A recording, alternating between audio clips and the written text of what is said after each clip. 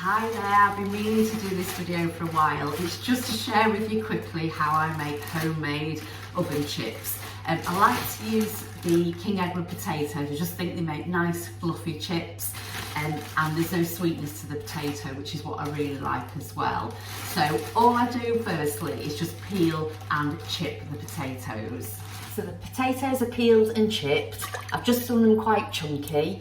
So I'm just going to put these now on the stove to boil, bring them to the boil, and then once they're boiled, more or less as soon as they're boiled, I'm going to drain the potatoes. So yeah, so once the potatoes come up to the boil, I just turn it off and then just drain them, and then just make sure all the water's out of the pan. And then just put them back on. There's no heat on there now. And then just put the lid on there and leave them. And then I just put the tray in the oven, and I use, it's actually Everglide tray, this particular one. They're absolutely brilliant. I use the Everglide I've mentioned to you before, and the other make, which I can't quite remember at the moment, for baking. And they're just great at safe conducting the heat. They get so hot. So they sort of cook things from both sides as well. So doing chips in the oven, just absolutely perfect. So I'm just going to put that in the oven to heat up. I've just got a bit of oil on there, so probably about 2 good tablespoons of veg oil on there, and I'm just going to heat that up now in the oven. I've got the oven set on about 200 fan at the moment, so really quite hot. And what I do is I cook them then for about 8 minutes really hot, and then drop the temperature down. But what I'll do once I've cooked them for the 8 minutes, well, I'm jumping ahead of time. I need to show you me putting the chips in first, so I'll hang fire. So once the oil's heated, I just tip the chips in now.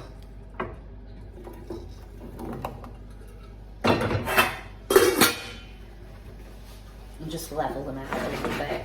Okay, so I'm just going to put these back in the hot oven now for about 8 minutes, and then I'm going to take them out and turn them and drop the oven temperature.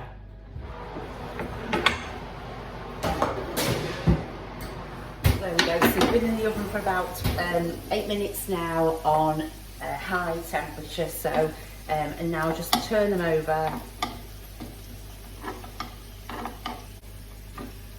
You can just do it with a spatula, but I find that sometimes the oil flies all over the place, so sometimes it's easy to do this, because you need to spread the chips out anyway to get them to cook evenly and not sort of steam in the oven rather than fry. Not sure I've turned that one over already. Okay, so I'm just going to pop them back in the oven now, dropping the oven temperature to 180 fan.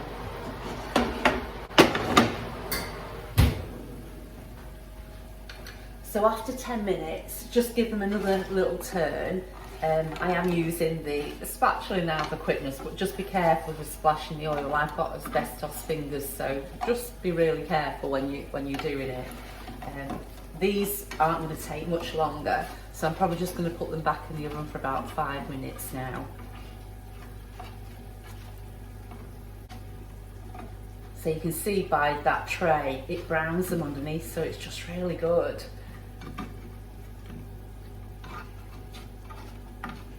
It doesn't work quite the same on an ordinary tray, so I definitely recommend this sort of tray. Okay, so just pop them in for another 5 minutes, and that'll be then good to go. I'm going to slightly turn the temperature up just to 190 there. Okay, so there we go. So that's chips all done nice and deliciously crisp. It is a case of just gauging the oven, because depending on the size of the chips that you've got and things like that, they'll take more or less time to cook. So I'm just going to transfer these into a bowl.